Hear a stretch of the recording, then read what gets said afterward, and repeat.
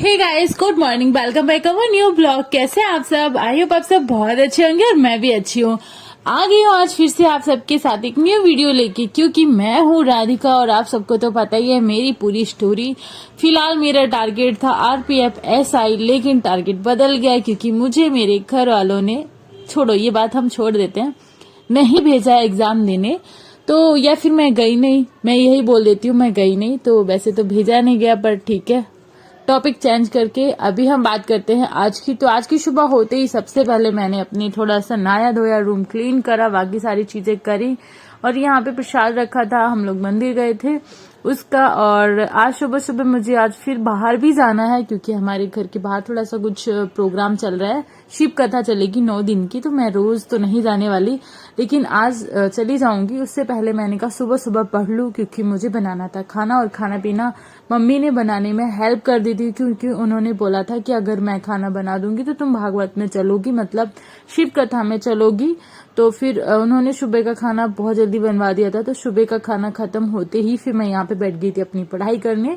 और मैंने सुबह सुबह आज ब्लैक बुक से पढ़ा था। ये रेलवे के लिए मैंने मंगाई थी, 1 लाइनर है और ओल्ड क्वेश्चन कह सकते हैं जो रेलवे में पूछे गए हैं अभी तक। काफी जो रिपीट क्वेश्चन होते हैं वो है, काफी अच्छी बुक है।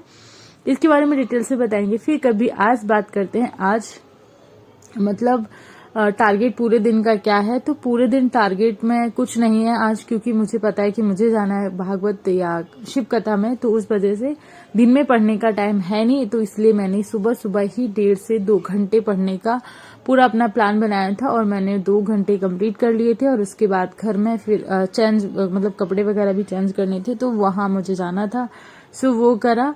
और अभी मैंने बोला था आप सबको कि मुझे अपना एक नया टारगेट चुनना होगा, तो मैंने अपना नया टारगेट चुन लिया है कि मुझे आरपीएफ एसआई की तैयारी तो मेरा नहीं हुआ, बट आरपीएफ कांस्टेबल में भी मैंने फॉर्म भरा था। तो 1 महीने अभी है कम से कम मेरे पास, क्योंकि अभी दिसंबर चल रहा है और आज 15 दिसंबर हो गया है। तो आज से लेके अगर मेरा एग्जाम जनवरी, 27 जनवरी, 15 जनवरी, जब भी हो रहा है, डजेंट मैटर, जब भी होगा तब मेरे पास आराम से उसको मतलब कवर करने का फिर भी टाइम है, क्योंकि मैंने 6 महीने से अच्छे से अपनी तैयारी तो करी हुई है। तो वही इसमें पूछा जाएगा कांस्टेबल में, तो मैं कांस्टेबल का एग्जाम देने तो जाऊंगी। और जहां पे भी हो, कानपुर हो, आगरा हो, क्योंकि मेरा यूपी में ही आएगा, क्योंकि मैं यूपी से हूँ और मेरा एड्रेस जो भी डॉक्यूमेंट में है वो सब यूपी के ही हैं। तो मेरा यूपी में ही मेरा सेंटर आएगा और इस बार मैं जाने वाली हूँ, किसी की भी नहीं सुनूंगी, क्योंकि मुझे बस तैयारी करी और मुझे जाना है एग्जाम देने। और उसके बाद फिर मैं करूंगी यूपीएसआई की तैयारी। एनटीपीसी में भी मैंने नॉन टेक्निकल का जो था फॉर्म वो मैंने भरा है, हाँ वही भरा है। और यूपीएसआई दोनों की तैयारी करूंगी। यूपीएसआई में थोड़ा सिलेबस अलग है, क्योंकि वहां पर वो भी पूछा जाएगा, हिंदी भी पूछा जाएगा और हर एक टॉपिक, मतलब जैसे मैथ में भी और बाकी सब में भी, मतलब अगर रीजनिंग है उसमें भी कम से कम पासिंग मार्क्स, मतलब 35 मार्क्स तो लाने हैं। मैथ में भी लाने पड़ेंगे और उसमें भी, रीजनिंग में भी और जीएस में भी, मतलब हर एक टॉपिक में आपको 35 मार्क्स लाने ही पड़ेंगे। मतलब उसके बाद ही आप एक कट ऑफ में या फिर मेरिट लिस्ट में आते हो। तो यूपीएसआई थोड़ा टफ है, थोड़ा नहीं काफी ज्यादा टफ है, लेकिन मैं सोची हूँ कि मैं अपना बस 1-2 दिन और गैप करके, क्योंकि अभी मेरे पापा जी, मतलब मेरे पापा, खुद के मेरे पापा अभी आए हैं मेरे बड़े पापा को देखने, क्योंकि वो हॉस्पिटल में अभी भी हैं और वो लगभग 1-1.5 महीने का, तो मतलब 10 दिन तो हो गए, उन्हें 1 महीना और भी लग सकता है एडमिट हुए, मतलब रहेंगे वो हॉस्पिटल में। तो उन्हीं को देखने आए थे मेरे पापा भी, तो वो भी यहाँ पे रुके, वो भी 2-4 दिन रुकेंगे। तब तक नहीं जा रही हूँ लाइब्रेरी, और उसके बाद फिर मैं अपना टारगेट बना के लाइब्रेरी जाना स्टार्ट करूंगी, क्योंकि वो घर पे भी है तो उनको खाना पीना और भी नाश्ता, मतलब काफी चीजें हो जाती हैं एक्स्ट्रा, तो इसलिए मैं अभी लाइब्रेरी नहीं जा रही हूँ। पर हाँ, उनके साथ ही फिर मैं अपनी लाइब्रेरी स्टार्ट करूंगी और फिर अपनी पढ़ाई भी बहुत अच्छे से करूंगी। और ये है मतलब जो मैंने वीडियो शूट कर लिया था भागवत में, मतलब शिव कथा चल रही, भागवत बार बार बोल रही हूँ, तो कलश यात्रा थी, वहां का ये वीडियो है। तो मैं तैयार हो गई थी काफी अच्छे से, येलो कलर की साड़ी पहन ली थी, क्योंकि कलश यात्रा में यही सब पहनना होता है। तो सारे लोग वहां पे डांस कर रहे थे, मुझे भी बोला, तो मैंने भी कहा चलो ठीक है, लाइफ है और हर जगह एंजॉय करना चाहिए, हर जगह हैप्पी हैप्पी रहना चाहिए। ऐसा नहीं होना चाहिए कि मतलब हर टाइम एक अपना पढ़ाई पढ़ाई पढ़ाई लेके नहीं चलनी चाहिए, पर 1-2 दिन कभी कभार खुद को भी दे देना चाहिए, मतलब बाहर कुछ हो रहे हैं तो वहां भी चले जाने चाहिए। सो मैं जब गई थी यात्रा में तो सच में बहुत यहाँ भीड़ थी, मतलब काफी लोग आए हुए थे, बहुत ज्यादा लोग आए हुए थे। तो यहाँ पे मैं अपना वॉइस म्यूट कर देती हूँ और जो वहाँ पे रियल वॉइस थी वो मैं यहाँ पे ऐड कर दे रही हूँ।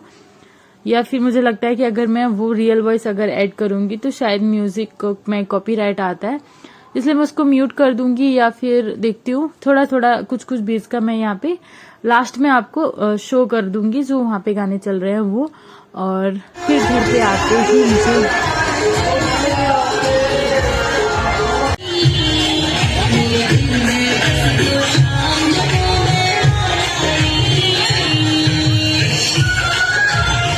यहाँ पे थोड़ा सा गैप, मतलब सभी लोग डांस कर रहे थे, गरबा कर रहे थे, क्योंकि ये गुजरात है और गुजरात में गरबा ना हो ऐसा हो ही नहीं सकता। तो यहाँ की भीड़ देखो कितने सारे लोग हैं, मतलब बहुत सारे लोग थे, बहुत लगभग नहीं पता मुझे कितनी कलश थे, और उसमें साथ में भी लोग जा रहे थे तो बहुत ज्यादा भीड़ थी। काफी अच्छे से एंजॉय किया और यहाँ 2.5 घंटे लग गए थे लगभग। ये 12 बजे के लगभग गई थी और 2-2:30 बजे के लगभग मैं आ गई थी। वहां पे खाने का भी प्रोग्राम था, मट्ठी के आलू, जो यूपी के बहुत ही फेमस एक सब्जी है जो बहुत ही अच्छी लगती है, मुझे बहुत अच्छी लगती है। आप लोगों को किस किस को पसंद है मट्ठी के आलू कमेंट में बताना जरूर। और फिर मैंने यहाँ पे घर पे आके अपने काम भी करने थे, शाम के बज गए थे समथिंग 5, 5:30, 6। तो फिर मैंने अपने घर की क्लीनिंग करी। और जब कहीं बाहर जाते हैं ना तो उस टाइम घर में बहुत सारे कपड़े, बहुत सारी चीजें फैल भी जाती हैं, तो उन सबको भी समेटना था।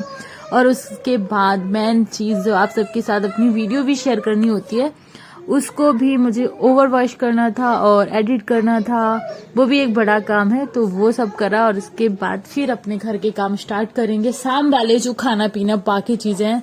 तो लाइफ ऐसी कट रही थी, लेकिन अब मुझे काटनी नहीं है, अब मुझे अपनी लाइफ को जीना है। तो मैंने 6 महीने दिए पढ़ाई के लिए और अब मैं फिर से 6 महीने टारगेट बना के चल रही हूँ। और इस बार मुझे कुछ ना कुछ सच में करना है। आप लोगों की पॉजिटिव कमेंट के बाद ये मैंने डिसीजन लिया कि मुझे अभी फिर से पढ़ाई करनी होगी। ऐसा नहीं है कि बस एक एग्जाम नहीं दे पाई तो क्या हुआ, अब मैं अपनी पढ़ाई बंद कर दूं, ऐसा मैं नहीं करूंगी।